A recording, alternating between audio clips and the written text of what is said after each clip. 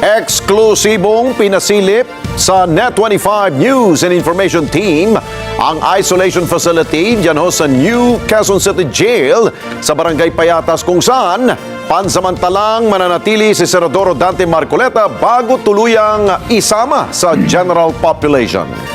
At sa record po, nauna ng hiniling ng kampo ni Senador Marcoleta na masuri ng mga kinatawan ng Sandigan Bayan ang naturang pasilidad para matiyak ang ligtas sa kalusugan ng mambabatas. At sa kabila nito, tiniyak naman ng pamunuan ng Bureau of Jail Management and Penology o BJMP na walang bibigyan ng special treatment sa sinumang papasok sa kanilang pasilidad. Kunin natin ang live report exclusive. TJ Mendoza. TJ. Alex, kung yung obserbasyon ko yung pagbabatayan natin ay malinis at low congestion rate nga yung loob ng New Quezon City Jail sa Payatas sa Quezon City. Napasok ko rin maging mismo yung isang isolation room kung saan pansamantalang i-detain si Senator Dante Marcoleta para maobserbahan yung kanyang kalusugan. Sa pagbisita ng Sandigan Bayan Justices sa New Quezon City Jail Male Dormitory sa Payatas, Quezon City kahapon, sinuri ang isolation facility kung saan pansamantala munang idedetine si Senator Dante Marcoleta sa loob ng isang linggo bago isama sa general population.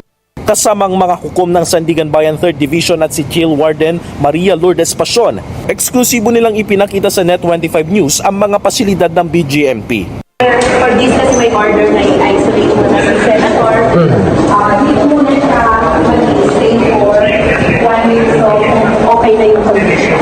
So dito yun. 6 na palapag ang building, may elevator at maayos ang ventilation. Ipinakita rin nila ang 48 square meter na pasilidad kung saan ililipat ang senador kung sakalimang matapos nito ang isang linggong isolation. Mandato ng BJMP na panatilihing makatao ang mga pangangalaga sa mga persons deprived of liberty o PDLs. May mga transformative programs rin ng BJMP na may layong magdulot ng positibong pagbabago. Pero bukod sa detention facility, may iba pang pinagkakabalahan ng mga PDLs. May sariling wellness salon sa loob ng kulungan kung saan pwedeng magpagupit ang mga PDLs at ang bayad mula sa kanilang iniipong voucher. Yung mga PDL na nasa salon, nag-training po yan ng hair cutting, ng hair styling, na provided ng Social Services Development ng ating Quezon City Government. Meron rin silang wellness spa kung saan pwede silang magpahilot. May abaka weaving rin. Kitang gumagawa ng iba't ibang produkto ang mga PDLs gamit ang abaka na pinagkakakitaan rin nila. Meron rin silang bakery sa loob at tinuturuan sila sa housekeeping. Ang ilang PDLs natuto na ring manahi sa loob ng piitan. Pero isa sa kinagigiliwan ng mga hukom, ang talento ng mga PDL sa pagpipinta, lalong-lalo na sa mga hinahabing bags. Pag nakomit raw ang mga PDL, may stigma na lumalabag kaagad sila sa mga batas. Kaya ang ginagawa ng BJMP ay para matigil ang stigma at para maturuan ang mga nasa piitan. Kung hindi natin sila tuturuan ng mga skills, wala silang gagawin sa loob ng kanilang mga dorms. Kung ano-ano lang ang iisipin nila.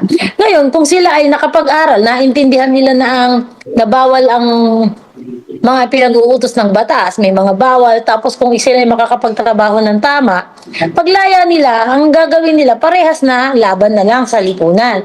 Samantala, nag-a-adjust pa rin si Senator Dante Marcoleta sa loob ng New Quezon City Jail ayon sa BJMP. Okay naman yung kanyang tulugan sa ngayon for the time being na naka-isolate siya. Nakatutok din ng BJMP sa sitwasyon ng senador ayon kay BJMP spokesperson J. Rex Bustinera. More than 3,300 na nakakulong. Hindi lang din high profile po ang nakakulong, bagkus mga ordinaryong PDL din. And that's why ang kanilang cell assignment ay according sa kanilang needs, risk at mga rehabilitation programs. Wala ring special treatment para sa mga PDL sa loob ng piitan. Pag-i-ensure ng kanilang safety and security and their well-being while inside the jail without, of course, giving special preference as compared with the general population. Medyo challenging po talaga siya. Alex, kung tutuusin, yung mga pwedeng bumisita nga sa mga persons deprived of liberty o PDL sa loob ng piitan yung kanilang mga immediate family members, maging yung kanilang mga abogado o yung kanilang lawyers. Pero paliwanag sa atin ni BJMP spokesperson Jerex Pustinera kanina, dahil special o yung kumbaga high profile yung ilan sa mga nakadetain dun sa kanilang piitan sa Payatas, incumbent senators yung ilan doon, kagaya ni Senator Marcoleta, pwedeng payagan yung mga Senate staff ni Marcoleta na makapasok doon sa loob ng piitan para bisitahin ng senador. Yan ay kung papayagan o may court order mula sa Sandigan Bayan, Alex. Okay, TJ, dahil nakita natin ang isolation room ni Senador Marcoleta, dahil nga sinisiguro na maayos ang kanyang kalusugan dyan, no? Dahil nilipat na sa dyan sa New Quezon City Jail. Yung kanya mga co-accused, nasilip mo ba kung nasaan sila nilagay?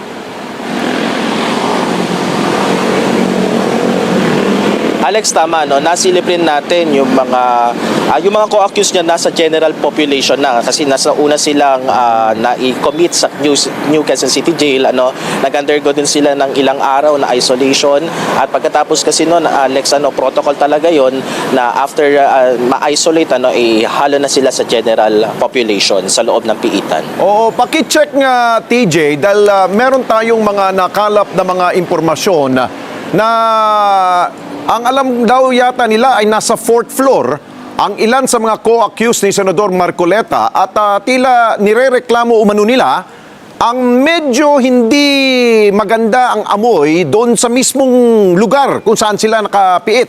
Pwede mo pa-check yan kay Jail Superintendent Bustinera? Alex will take note on that. Agad nating itatanong yan kay BJMP spokesperson Jerex Pustinera. Pero dun sa paglilibot natin kapon dito, base lamang sa aking obserbasyon, dun sa building mismo na kung saan pinakita sa amin ng Sandigan Bayan Justices maging ng BJMP officers, hindi ganun o walang amoy basura kagaya nung ilang reports. Pero we'll check on that. Baka iba yung sitwasyon dun sa pinaglagyan sa kanila. Ayun. At bukod sa binanggit ng BJMP na walang special treatment, kung sino man sila, mataas man ang kanilang katungkulan sa gobyerno, yung ilang mga nakapiit dyan na medyo mga opisyal ng pamahalaan, DPWH man yan, mga senador, tiniyak ba talaga nila no walang special treatment?